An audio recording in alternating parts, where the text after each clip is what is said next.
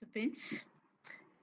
We just had such an invigorating session with Dr. Mande, and she has set what you can say, the stage for me. So she has talked about creativity, she has talked about short story, and she has talked about, women's stories, women as creative writers. So in a way, I'll be taking over from that, presuming that yes, there have been, women, they have been the better storytellers. So stories, they were and they still are greatly valued, not only in our culture, but in all cultures. One reason could be that printed literature developed in India later than other parts of the world. Now, childhood is the time when children, they love to hear stories. As they grow old, their taste and priorities, it changes. And in case of boys, they turn over to adventure stories, and girls, their favorite are Enel Brighton stories. So, how am I going to do with it? I've just broadly divided this presentation in two parts. In the first part, I shall offer an overview of our grandmother's tales in the form of plot, characters, locale, and narration. The second part, I have framed it keeping in mind the budding aspiring writers, and we have a lot many. We have just been introduced to you all. So, this is an area that demands a lot to be done in terms of experiments, interpolations, subversions, retelling, reinventing, especially in the domain of children's literature.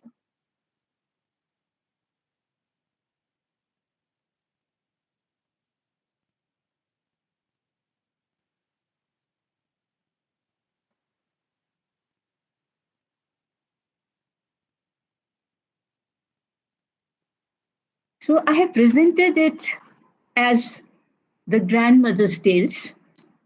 And you must be wondering why I have omitted the holistic category of grandparents.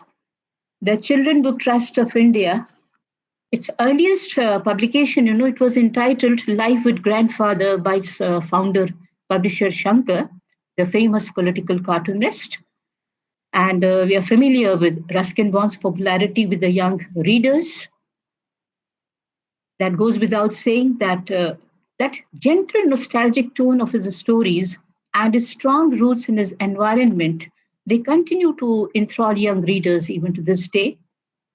But still, I will say that women, they are the repositories of oral tradition.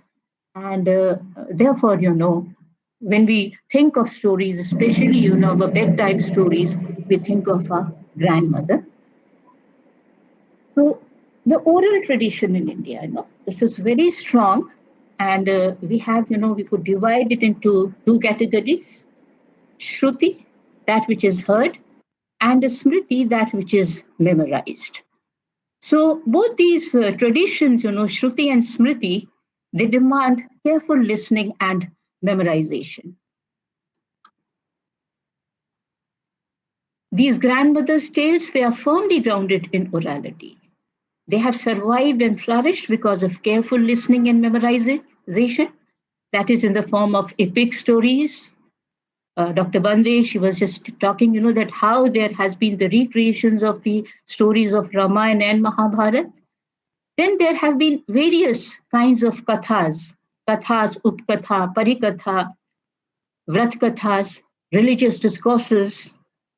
In Uttar Pradesh, the stories of brave heroes, they are sung in the form of dholas and alas. In Bengal, there are the Bog singers. Most of our history and indigenous native traditions, they have survived through the word of mouth. Sangam literature in Tamil Nadu, it also survived through the oral tradition.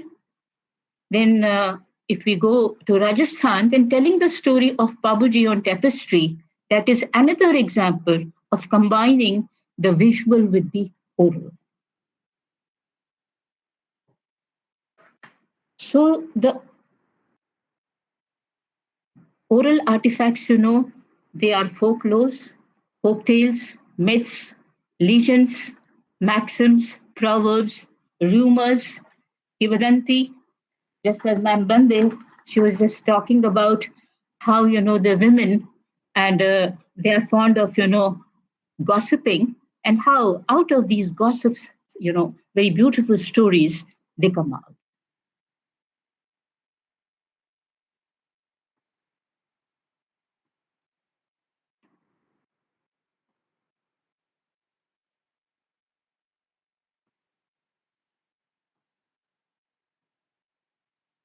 So sources of our grandmother's tales.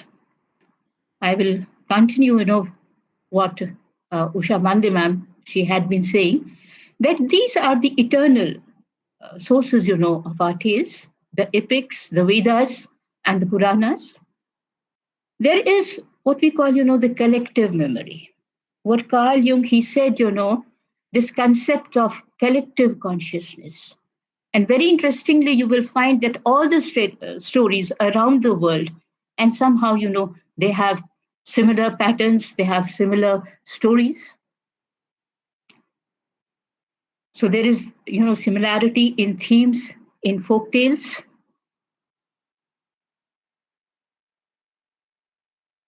And in these retelling of the stories, you can say that women as listeners and narrators, they come out.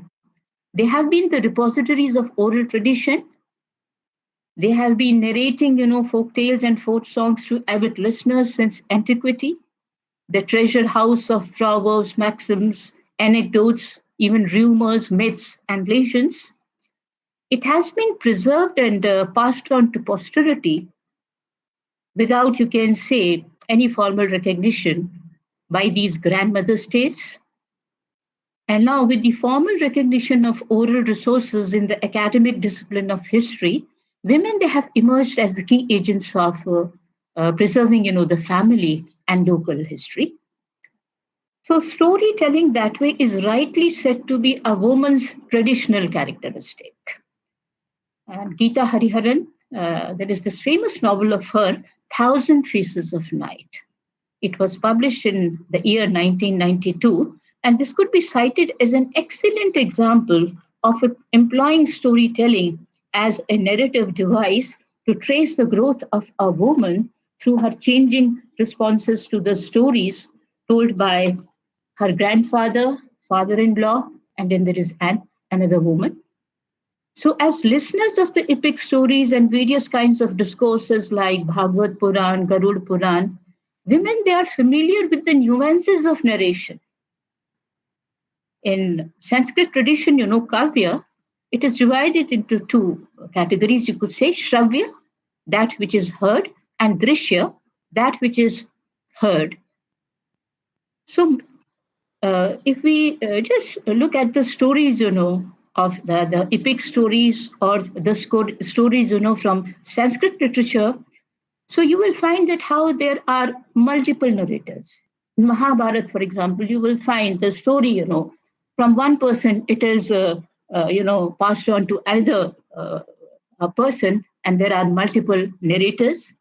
Then birds and animals, they also emerge as narrators. We have the excellent example of Kagbhushandi and parrot, in Kadambani, in Banbhat's Kadambani.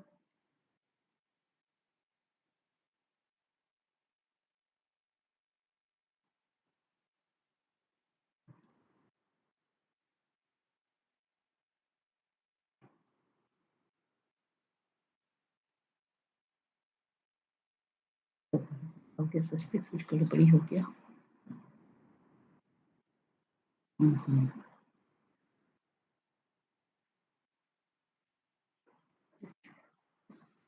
Just a minute, it got.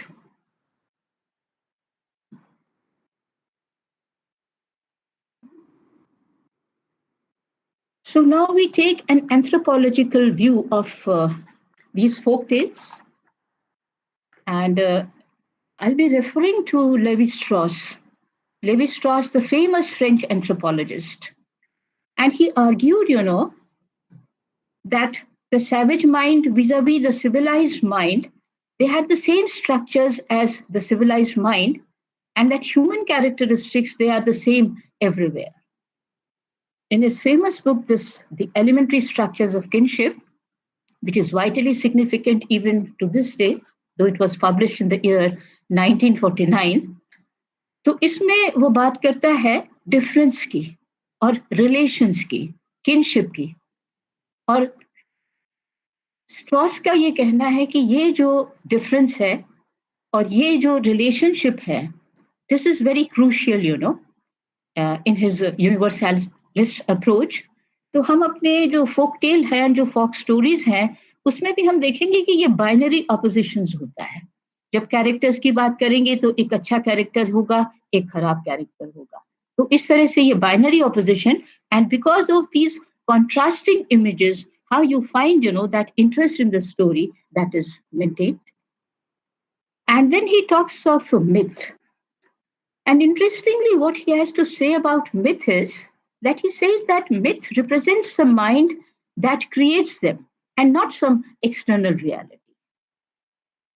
And another very significant observation which he's making, he says that myths, they resist history. They are eternal.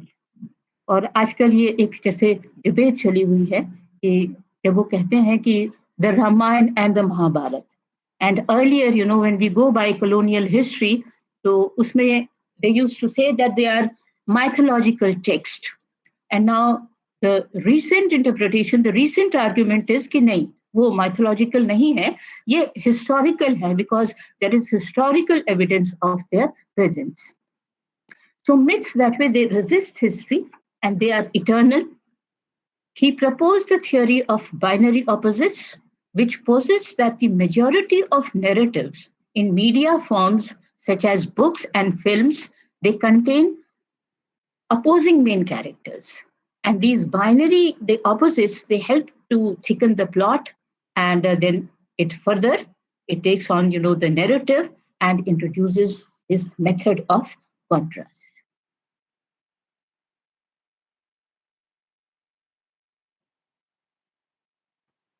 And then we come, to Northrop Frye. And this Northrop Frye's theory of archetypes also. This is very important, in discussing these folk tales, in discussing, our, what we say, our grandmother's tales.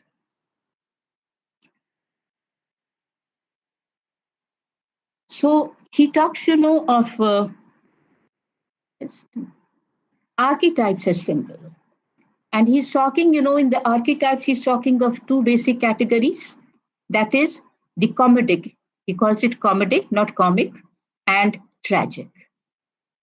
And then, these archetypes, he is aligning them to a particular season. So there's comedy.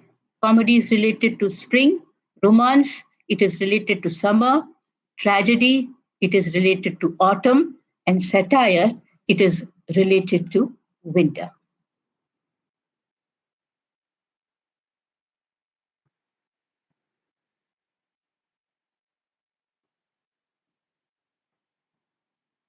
So that way, he's talking of 12 archetypes. And if you just look at the stories around, you will find that almost all the characters, they are covered, within these 12 categories. These are the categories of the innocent, everyman, hero, outlaw, explorer, creator, ruler, magician, lover, caregiver, jester, and sage.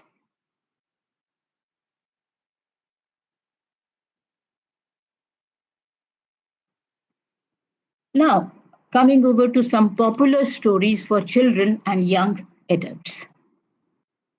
So, when we talk, of the old stories of India, then Panchatantra and Hitopadesh.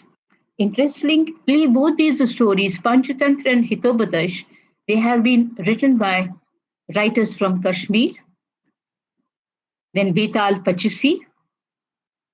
And when we look at, the Western popular stories, then you have Arabian Nights, we have Aesop's Fables, we have Grimm's fairy tales, there are Harry Potter stories. When we move on to adventure stories, so we have Rudyard Kipling's Jungle Books, We have Gulliver's Travels. We have Mark Twain's, The Adventures of Huckleberry Finn and Tom Sawyer. And that way you will find, even,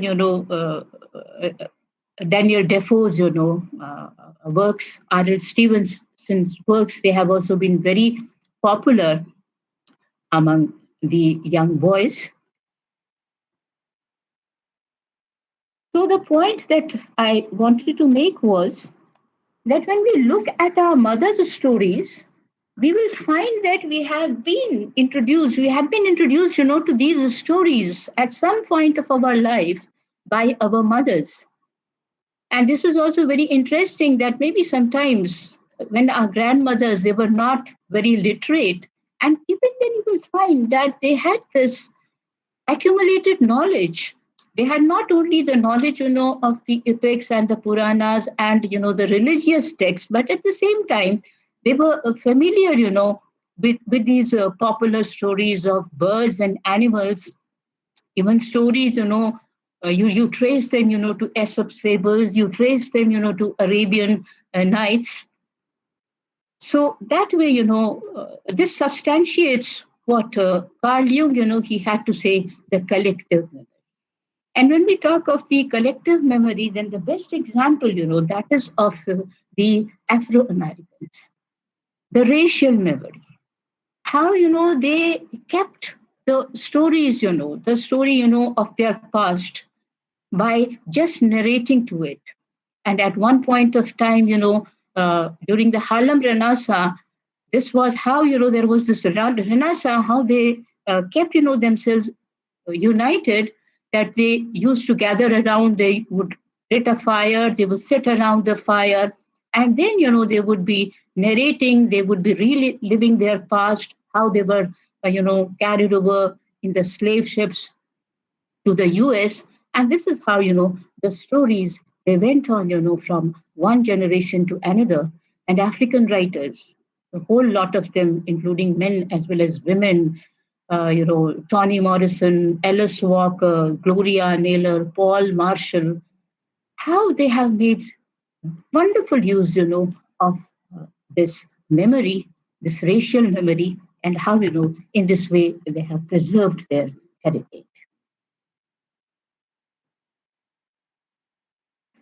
Yeah, now we are coming to a very important point, which Usha Bandi also, she was discussing, in a presentation, that sometimes you might wonder as to why you should be retelling. And when there so much has been said, then what is there for you to say? There have been, hundreds and hundreds of versions, of the Ramayana, the Mahabharata, and the epics across the world.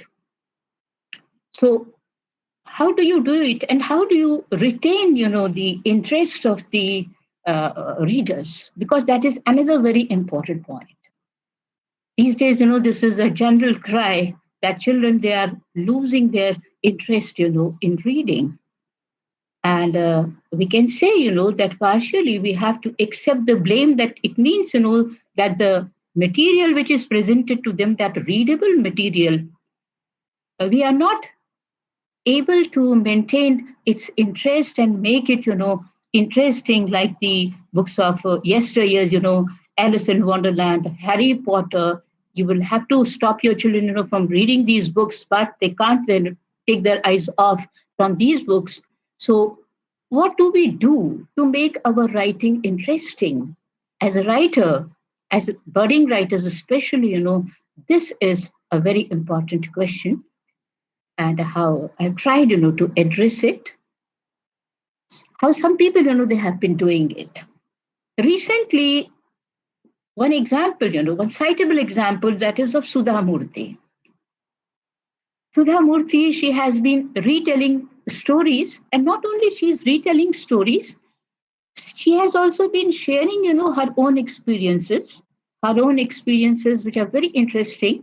And yesterday only, I got, this book for review, Gopi Ki Diary in Hindi, and this is published, by Prabhat Prakashan. So she writes in Hindi, she writes in English, and then, how you will find that she's offering material to the children. The children are finding, very interesting. Another writer, US, England based writer, is Suniti Namjoshi. And as you will see from the titles, Feminist Fables, Foxy Aesop. So there, how she's looking at the fables, from the feminist point of view. And in the recently, this has been done. There have been so many writings when there have been so many writings of, of Sita. And then, of course, Draupadi, the Panchakanyas, as one of the Panchakanyas, there has been a revisioning of Draupadi. Pratibha Ray is there. So many writers, they have been writing about her. And in fables also, mostly you will find that this is the male point of view. So Suniti Namjoshi, she does it, by offering what you can say another feminist point of view. And Namita Gokhale also, she has done some very good work recently. She in 2017 this book Lost in Time, Ghatotkach and the Web of Illusion. Interestingly, she shows that how there is a boy and the boy travels back in the past, and then he meets Ghatotkach, and he's asking Ghatotkach his own story, because you will find this is another, if you look at the characters of Mahabharat, and when we say that how the Pandavas they won because they were on the right side, and Kauravas they were defeated, you will find that complexity which an epic contains. It is always there. That some of the people, the warriors, the way they died, justice has not been done to them. And poor Ghatotkach, he had nothing to do. The first time he comes, and then he comes only to die. So Ghatotkach and the web of illusion. So that is what you can say, contesting. And you can also say this is a kind of a subversive technique. We all are familiar with Devdutt Patnaik, though I was trying to just focus on women writing. But then I thought, I must talk about Devdutt Patnaik because he has reinterpreted the myths in a variety of ways. And that way, sometimes it opens the Pandora box, but sometimes it also, gives you insights.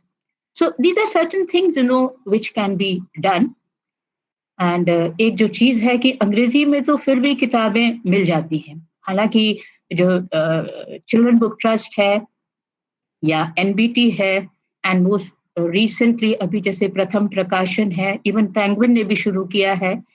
और जब इसमें magazines की बात हो रही थी तो मैं भी ये सोच रही थी कि ये सारी पुरानी जो बच्चों की मैगजीन है, बाल हंस, चंदा मामा, नंदन, ये सब बंद हो गए और बड़ा अफसोस हुआ करता था।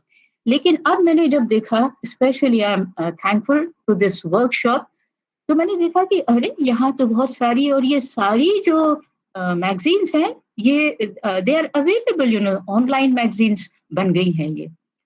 और उसमें आप इस तरह से देख रहे हैं कि हिंदी में भी बहुत किताबें आ रही है। और एक बड़ा अच्छा जो एक दूसरा तरीका चल रहा है, because as it has been said that the future generation, it will be a bilingual generation. And one complaint, which is shared by us all is कि जब अंग्रेजी का ग्लोबलाइजेशन हुआ है, ग्लोबलाइजेशन के साथ साथ एक नुकसान ये भी हुआ है कि बहुत सारी भाषाएं मर रही हैं। तो देखिए, किसी भाषा को जिंदा रखने का जो दायित्व है वो भी हमारे ऊपर है।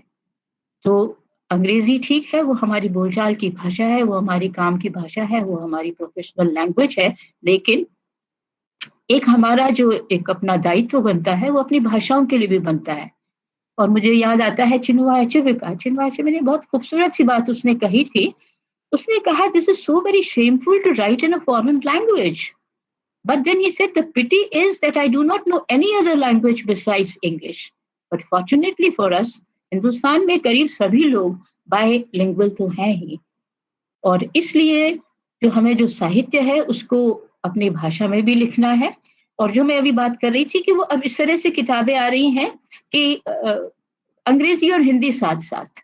तो ठीक है, अगर जिन बच्चों को हिंदी कम आती है तो वो अंग्रेजी का वर्जन से समझ जाएंगे, और इसी तरह से जो हिंदी वाले हैं वो उस तरह से समझ जाएंगे। तो this is something which I think is important. और अब मैंने जैसे जो कहा था कि जो दूसरा, I am coming to a practical aspect, कि हम कैसे करते हैं। जैसे जब हम कह रहे हैं कि हमें ट्रांसक्रिएट करना है, तो हम इसको ट्रांसलेट भी कर सकते हैं, लेकिन अगर हम ट्रांसलेट करेंगे तो ट्रांसलेशन में हमारी ओरिजिनलिटी कहाँ है।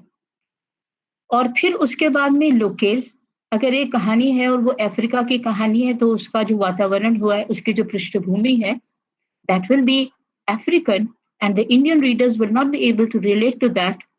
So, to overcome this deficiency, what we can do is we can Indianize, we can localize, the story. So, I will just talk about one story.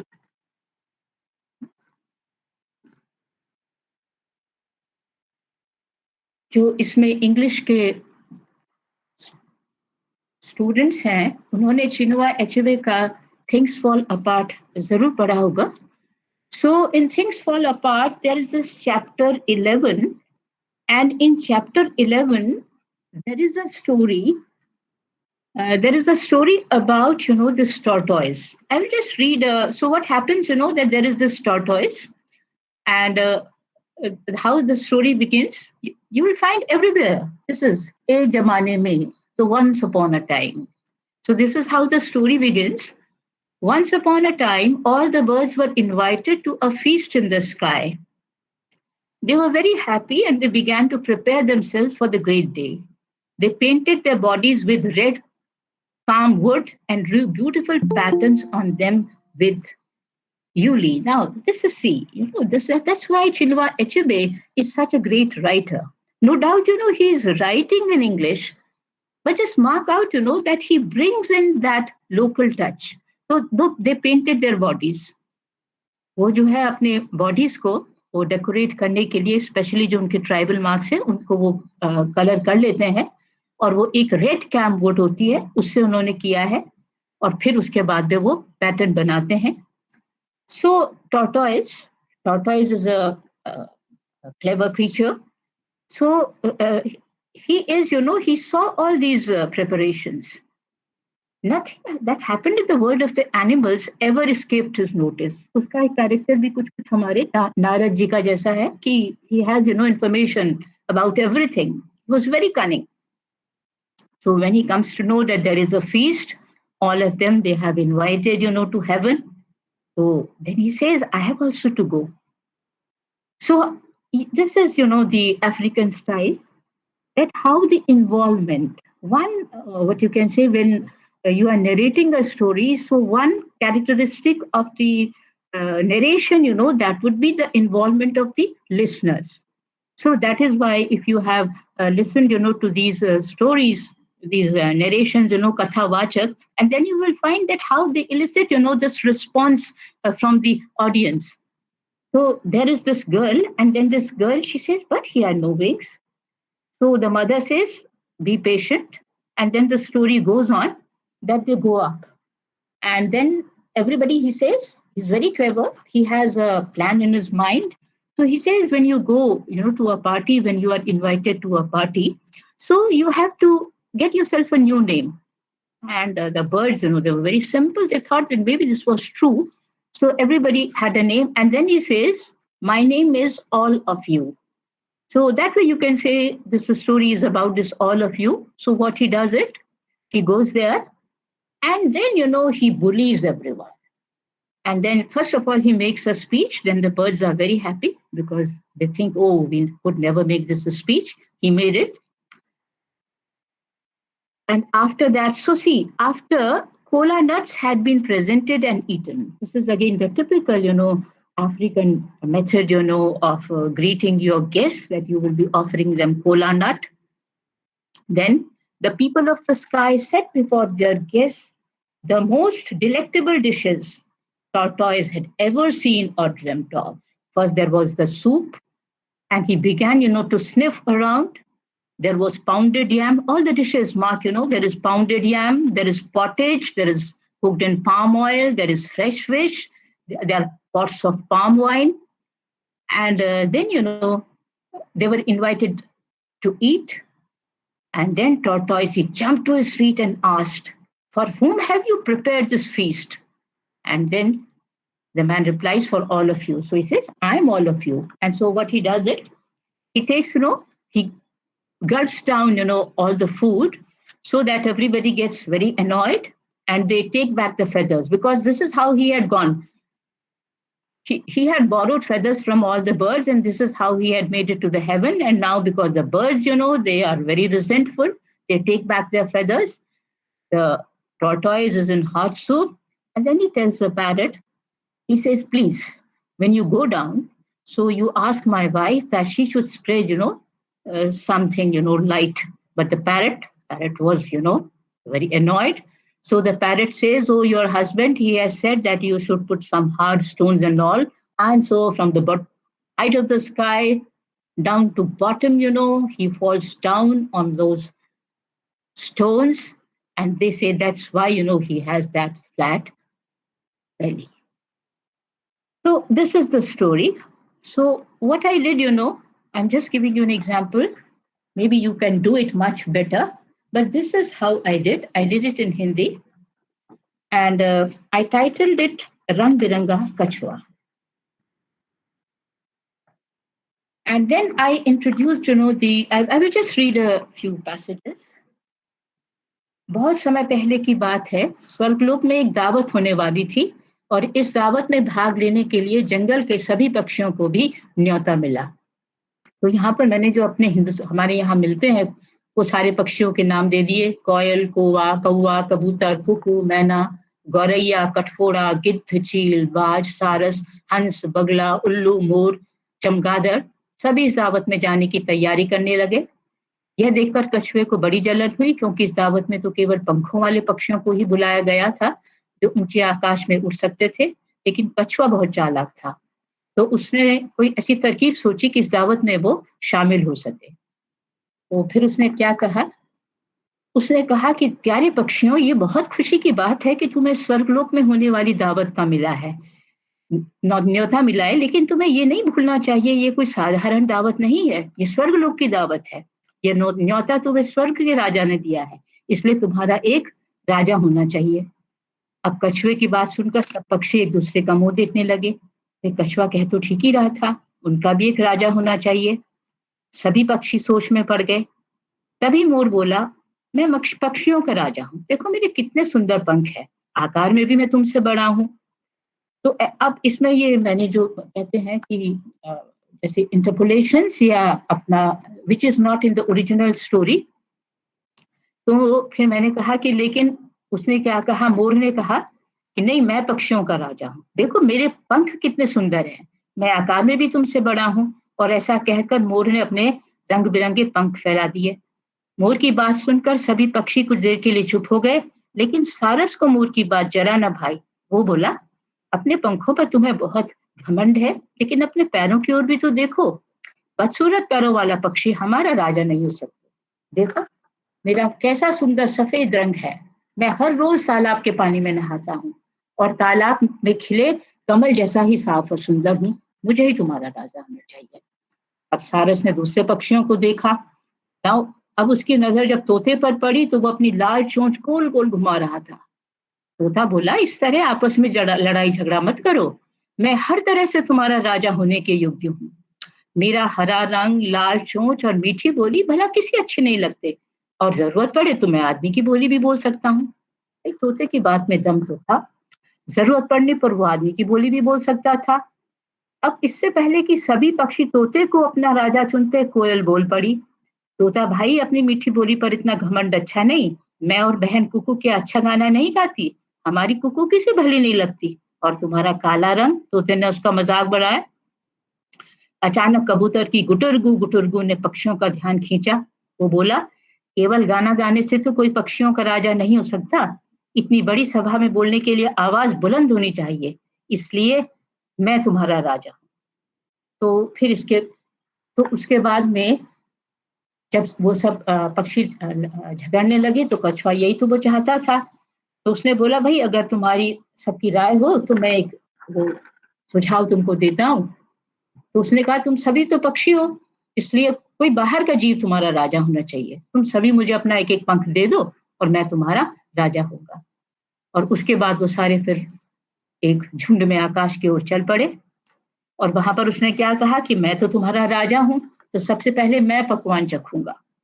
अब कछुआ एक के बाद एक पकवान खाने लगा, बेचारे पक्षी मायूस हो गए। तभी एक देवदूत की नजर पक्षियों पर पड़ी। उसने हैरान हो पक्षियों से पूछा, तुम लोग चुपचाप क्यों खड़े हो? क्या तुम्हें भोजन पसंद नहीं आया? बेचारे पक्षी अपने राजा की आज्ञा के लिए खड़े थे। तब तक उनका राजा कछुआ आधे से ज्यादा पकवान खा चुका था। कुछ पकवान जमीन पर इधर उधर बिखरे पड़े थे। यह देख कौवे को बहुत गुस्सा आया। वो कछुए से बोला, मेरा पंख मुझे वापस दे दो। और इससे पहले कि कछुआ कुछ कहता, कौवे ने कछुए से अपना पंख छीन लिया। और कौवे की देखा देखी बाकी सभी पक्षियों ने भी कछुए से अपने पंख वापस ले लिए। और फिर आखिर में कि तोते ने जैसे कहा, जो उसने पूछा कि मेरा पति अभी तक क्यों नहीं आया, तो तोते ने कहा, तुम्हारे पति ने तुम्हारे घर के सामने कंकड़ पत्थर का ढेर लगाने के लिए कहा है। अब आकाश से कछुए ने अपने घर के आगे ऊंचा ढेर देखा। उसने सोचा तो घास फूस का ढेर होगा। वो कूद पड़ा, लेकिन जब नीचे गिरा तो मोटा पेट चिपट गया, पीठ की हड्डी पसली टूट गई। और फिर वो चिल्लाया, अरे मूर्ख, तूने ये पत्थर का ढेर क्यों बिछाया? मैंने तो घास फूस बिछाने को वो कहा था। उसकी पत्नी बोली, लेकिन तुम्हारे मित्र तोते ने तो मुझे यही कहा था। कछुआ समझ गया, तोते ने उससे बदला लिया है। अब क्या हो सकता था? जैसी करनी वैसी भरनी। तभी से कछुआ अपनी टूटी हड्डी पसलियां और चपटे पेट के सहारे जमीन पर घसटने के लिए मजबूर है। तो ये मैंने आपको एक उदाहरण दिया, that how we can reinvent. और इसी तरह से जो हमारी कहानियां, जैसे कि एक my mother she had narrated to me one story. और उसमें ये था कि you will find that these folk stories, they have a very interesting element, that there is some logic behind. They're not illogical stories. So there is the the lion doesn't eat the buffalo, and then the story goes on कि उनका भाई मामा भांजा का relation है। और वो कहानी फिर इस तरह से सुनाई जाती है कि जो एक बार उसको जब बफेलो को वो खाने लगा, तो उसने कहा, भाई ठीक है, मैं जरा अपने घर चला जाता हूँ, चली जाती हूँ और अपने बच्चे को मिल के और फिर मैं तुम्हारे साथ आऊंगी। तो जब वापस आती है तो फिर बहुत उदास होती है भैंस। तो पूछता है उसका बछड़ा कि क्या हुआ। तो वो बताता है, तो वो कुछ नहीं कहता और अगले दिन वो आगे आगे चलने लगता है अपनी माँ के। और जैसे वो कहता है, मामा जी नमस्ते, माँ को बाद में खाना, पहले मुझे खा लो। तो उसने कहा, अब तूने मुझे माँ कह दिया है, मामा कहती है, तो मैं तो तुझे नहीं खाऊंगा। इसी तरह से बिल्ली और बाघ की कहानी है कि the tiger is known as cat, big cat, and the features, they are the same. And it is said, that cat is, the aunt, Mossy of the tiger. The only difference is that the tiger cannot climb up the tree. और उसके लिए भी बड़ी interesting story है कि वो एक बार उसकी जो टाइगर की माँ है वो उसको भेजती है बिल्ली के पास और कहती है, जाओ अपनी मौसी से कुछ शिकार खेलने के गुर सीख के आओ। And then Billy, she teaches her all the tactics. And lastly, one day, the tiger wanted to eat the cat. And then, the cat climbs up the tree. And then the tiger gets in, backs up. He says, oh, मुझे तो तुमने ये सिखाया ही नहीं. He said, no, I will not teach you. Now, you go ahead. ऐसे एक बड़ी सुंदर कहानी है, जैसे पहाड़ में है कि how, this Mount Kailash, and the people, they are the devotees of Lord Shiva. And Nanda Devi, she is treated, as the goddess, as the daughter of the region. And after every 12 years, there is this big, religious journey, which is known as Nanda Jat, which is quite famous, which is guided by a Khadu. And then, it goes up to the mountain. And Nanda Devi, there is this story that why there is this snow. That Nanda, she had gone, to her parents' house. And when she goes back, And then Shiva asked her कि तुमने वहाँ क्या खाया? And then she says कि मैंने ये खाया, मैंने तो भात खाया, दूध भात खाया, ये खाया. And just to assure Shiva that yes, really I had it, she vomits it out. तो इसलिए वो कहते हैं कि वो जो पूरे पहाड़ में जो बर्फ गिरी हुई है, that snow, that is the vomit of Parvati.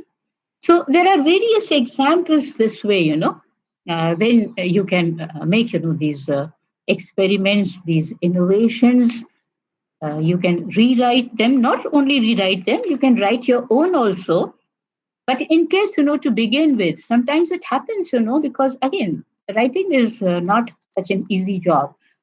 So sometimes when you are running short of plots, then translation, it comes, as a very good exercise. And while you are translating, you are transcreating. And now, of course, there is, this argument that translation is not a secondary activity. And translation, is as energizing and as demanding an activity as creativity. So you can translate the stories, you can transcreate the stories, you can reinvent the story. And as has rightly been said, that books are created out of books. So that way, when you read books, and one story, it gives you the thread for another story. So I think I'll stop here, and I will have, some interaction, and I'm open, to your questions.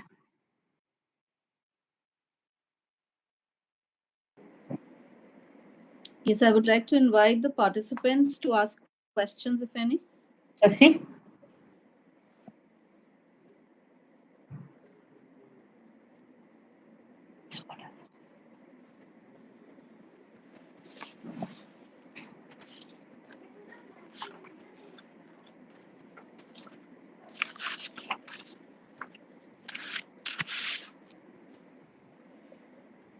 Anybody would like to ask ma'am any questions? Ma'am? Yes. This is Krishnakant.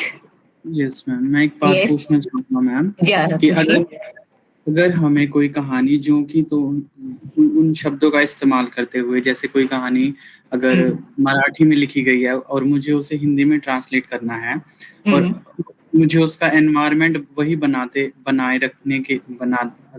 रखना है और मैं अगर मराठी के शब्दों को कुछ को एज इट इज में उठा लेता हूँ, हिंदी में यूज कर लेता हूँ, तो मुझे किन बातों का ध्यान अगर मुझे रखना होगा उस वक्त? देखिए, उसमें यह है कि आपको ये भी ध्यान रखना होगा कि जो आपके पाठक होंगे, उनमें से बहुत से लोग होंगे जिनको वो मराठी शब्द नहीं आते होंगे। तो फिर आपको वो शब्द या तो उनको ठीक है कि आप उनको ग्लॉसरी में दे देंगे, लेकिन साथ में फिर आपको ये भी होगा कि मतलब ये देखिए कि आप किसके लिए लिख रहे हैं, क्योंकि जब आप कहानी लिखेंगे आपको रीडरशिप तो दिमाग में रखनी पड़ेगी। अगर आप ने बहुत ज्यादा मराठी के शब्द उसमें प्रयोग कर दिया और आपके रीडर्स अगर वो हिंदी भाषी हैं तो उन्हें दिक्कत हो सकती है। तो इन दैट केस आप या तो ऐसा करिए, मराठी का दे दीजिए, उसका साथ में हिंदी शब्द भी दे दीजिए, फिर चाहे आप तो उसको फिर मराठी का शब्द चला लीजिए। जैसे मैं अभी चिन्होआ एचेबे का एग्जाम्पल दे रही थी, तो चिन्होआ एचेबे हट यूज नहीं करता है, he uses the word obey, and we get familiar with the word OB, and so OB, is registered in our mind. Am I clear? जी ma'am.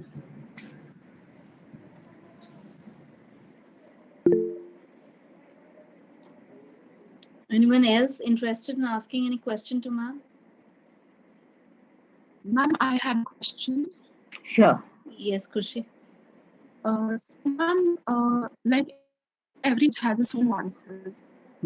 Sometimes there are a lot of things in one language in something that cannot be translated into the other. So do you think that when you translate something, some of these nuances are lost in translation? Could you just repeat it? Ma'am, the question is that when you translate something, do you ever feel that some nuances of the language are lost in translation? Language, of course, is important, but then, we have, at one point of time, translation was meant to be linguistic translation. That is, you were changing, from one linguistic register to another. But over the period of time, it has been said, that cultural, what you can say, translation is not only the translation in terms of language, you're also transmitting, one culture into another. For example, that's why I was just, talking about this story, that there you will find that the words, when there is this African story, then the words, they are African words. The locale, that is African. The narrative style, that is. But when you come, to the Indian setting, then you have to keep in mind the cultural context, the cultural sensibility. So that is why, language will be important. But then sometimes we make, certain changes because we have to get at the essence of the work, that the thing, which you are translating. It should be communicated, to the audience. Or इतनी बार आपने देखा होगा कि the good translations, you don't even know that they are translations. जो हमने मान लिया जितने भी जो राइटर्स हैं, फ्रेंच राइटर्स हैं या जो आपके स्पेनिश राइटर्स हैं, लैटिन राइटर्स हैं, and when we read them and they read like original, क्यों? क्योंकि वो cultural context भी वो ध्यान में रखते हैं. Yes, ma'am. Thank you.